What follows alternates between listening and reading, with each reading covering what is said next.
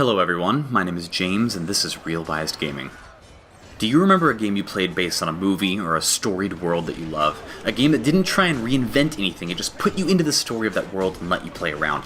Something has been bugging me recently. I feel we have lost that important formula in video game development. Some of my favorite games were made this way, and I see so many new games with so much promise that just fell apart, and I wonder why we ever got away from the tried and true. Since when has video game development had to get so cute with their licensed IP games? There's something simple that modern developers just aren't seeing. The straightforward approach to telling a story a different way, in an interactive way. The video game way. We have all played games like this. I think back to the days of The Lord of the Rings, The Two Towers, and Return of the King. Incredible video games. The Return of the King remains one of my all-time favorites. I even replayed it just this last summer. It was on the original Xbox. It puts you right into the most epic battles in the third movie. Sure, it embellishes a bit, it throws in action where there certainly was none in the movies, but it still just tells the story of the movie while filling in some bits between the scenes, and it kicked butt! They didn't have to hire novelists and create immense backstory or go for a plot twist or turn the dang thing into an MMO. They took the movie, they picked out the coolest points, and they put the gamer right in there.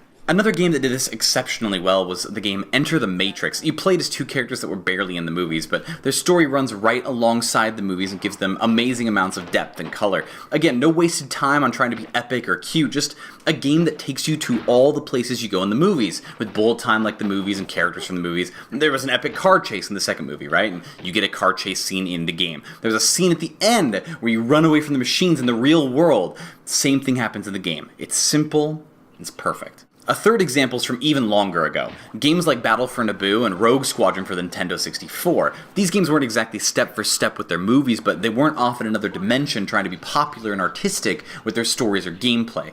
Those were games made to entertain gamers, made to entertain fans. They told a different side of the story from the movies or gave some background to cool characters that the movies couldn't spend a lot of time on. Why is it that the LEGO games are the only ones using this formula today?